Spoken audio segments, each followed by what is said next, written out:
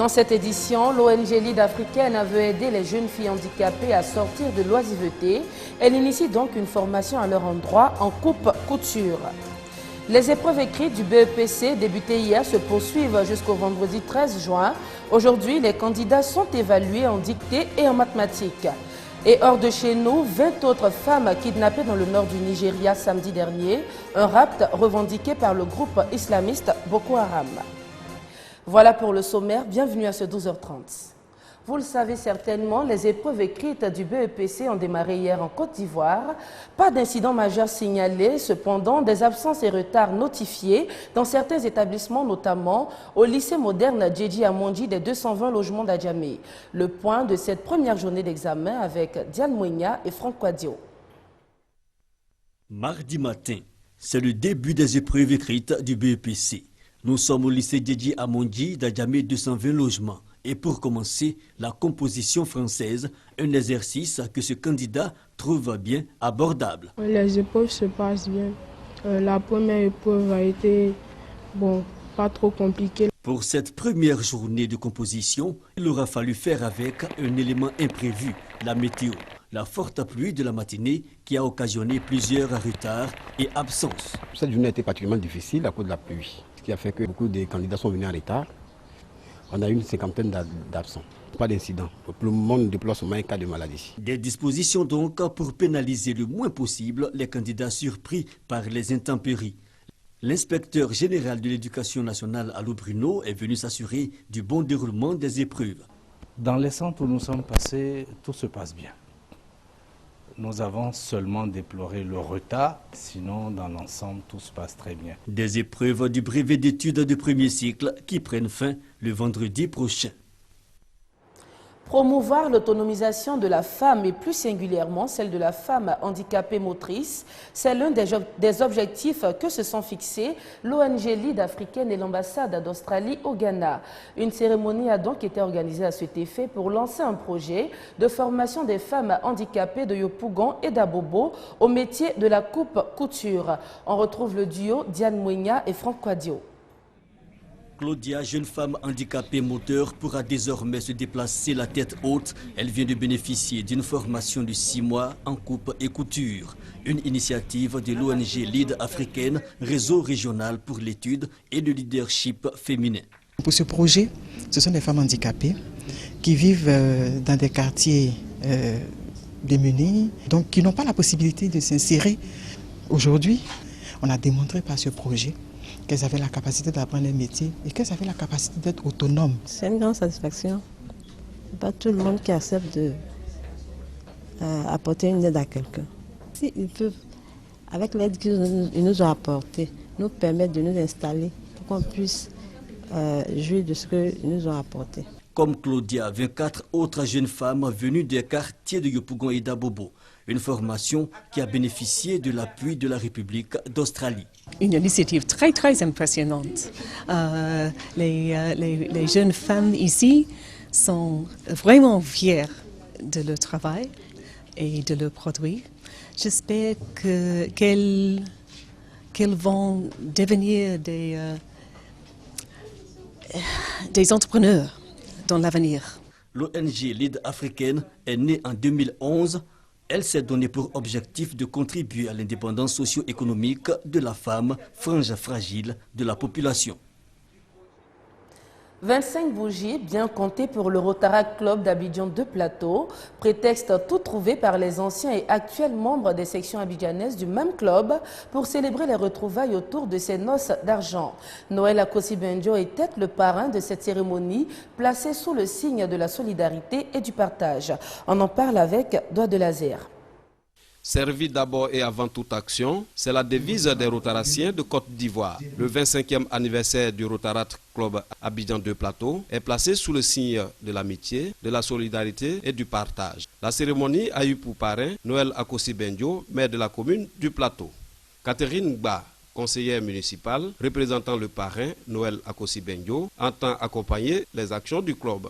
Les Rotariens présents ont montré comment, en participant au programme du Rotaract Abidjan 2 Plateau au niveau d'un club, on peut contribuer à une meilleure compréhension entre les peuples et ainsi agir pour la solidarité et la paix. Le Rotaract Club Abidjan 2 Plateau n'entend pas rester indifférent face au manque d'infrastructures dans les établissements scolaires et secondaires de Côte d'Ivoire. Un dîner de charité a été donc organisé afin de recueillir des fonds nécessaires pour faire face aux besoins exprimés par les écoles primaires publiques à Mondabi du Plateau et celle de Gbebouto dans la commune d'Atekoubé. Créé en 1968 par le Rotary International, le Rotaract Club Abidjan 2 Plateau regroupe en son sein les jeunes de 18 à 30 ans. Après ces noces d'argent célébrées par le Rotaract Club Abidjan 2 Plateau, rendons-nous maintenant dans l'univers des tout-petits. C'est avec grand plaisir qu'ils se sont érigés hier en danseurs professionnels lors d'un festival dénommé le spectacle des enfants. Les Bambins ont fait montre de leur talent artistique, mais aussi de leur savoir-faire en arts martiaux. Cette initiative a pour but d'intéresser les enfants aux arts de la scène et c'est avec Konaté Moussa et Franck Quadio.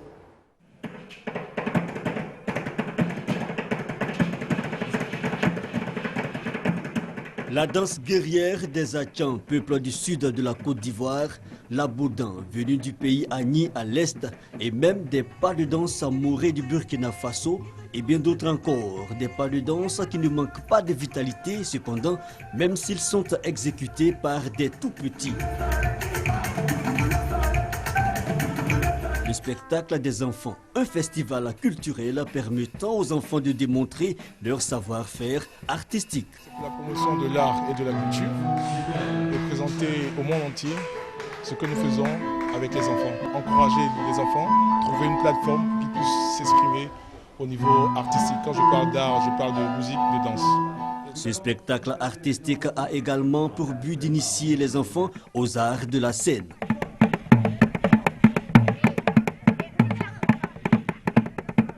Depuis que j'ai fait ce métier-là, c'est mon père qui m'a appris à taper, qui m'a appris à faire les choses de bouiller.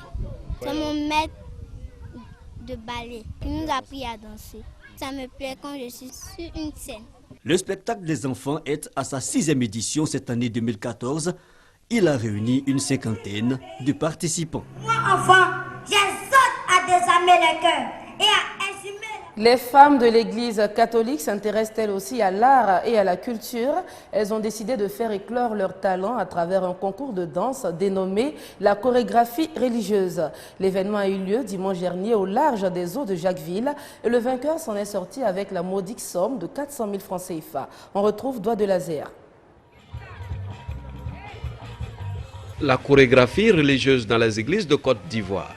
Cette compétition culturelle est initiée pour promouvoir le talent artistique des jeunes chrétiens catholiques. Selon les autorités de l'Église catholique, ce rendez-vous devra favoriser la cohésion sociale et l'épanouissement de la jeunesse des paroisses catholiques de Côte d'Ivoire. Dieu s'est incarné dans une culture. Aujourd'hui, nous évangélisons à travers notre culture, en langue. On apporte la parole de Dieu aux gens dans leur culture. Donc il est important que nous puissions revaloriser cette culture-là. Mieux danser en église et conserver le patrimoine de l'église. Rome a accepté une liturgie avec danse, la liturgie romano-zaïroise, où dans la messe même, il y a possibilité de danser. La danse n'est pas une mauvaise chose en soi. Nous faisons des concours bibliques, nous devons les rejoindre dans chaque compartiment de leur vie et nous avons choisi de nous intéresser aussi à la détente. 17 groupes de danse ont participé à la phase finale de la 3e édition de la chorégraphie religieuse qui s'est déroulée à Jacquesville. L'équipe de la paroisse Saint-Mathias Kalemba Moulumba en est sortie vainqueur et remporte le meilleur prix d'une enveloppe de 400 000 francs CFA. Encore un nouvel enlèvement revendiqué par Boko Haram. 20 jeunes femmes ont été kidnappées samedi dans le nord-est du Nigeria, dans un village situé à environ 8 km de la ville de Chibok, où plus de 200 lycéennes ont été capturées il y a près de 2 mois.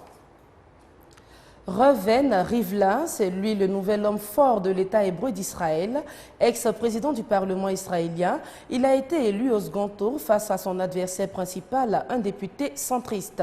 À 74 ans, l'homme est le 10e président israélien. Il succède ainsi à Shimon Peres qui était aux commandes depuis 2007.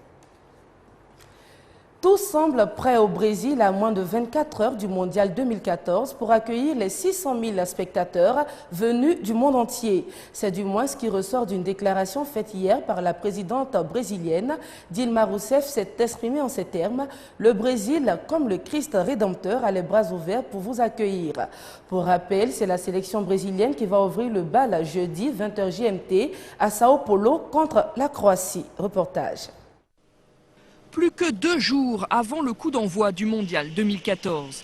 Les équipes arrivent au Brésil. Les joueurs camerounais affronteront le Mexique vendredi. D'autres sont déjà à l'entraînement, comme les Espagnols, actuels champions du monde. Les Néerlandais, eux, pratiquent la zen attitude sur les plages de Rio. Quant aux Anglais, ils testent la capoeira et partent à la rencontre des enfants des favelas. Nous avons eu un après-midi de libre et on a beaucoup de chance de voir ce qu'offre le Brésil. Regardez autour de nous, c'est incroyable. Ces supporters anglais viennent aussi d'arriver. Ils marchent depuis 3 mois en Amérique latine. Un pèlerinage pour encourager leur équipe.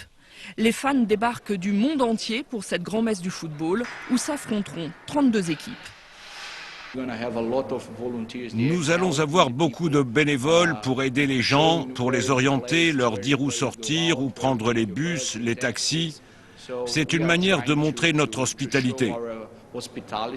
Une hospitalité qui risque d'être mise à mal à Sao Paulo, avec la grève du métro. C'est là que doit se dérouler jeudi le match d'ouverture Brésil-Croatie.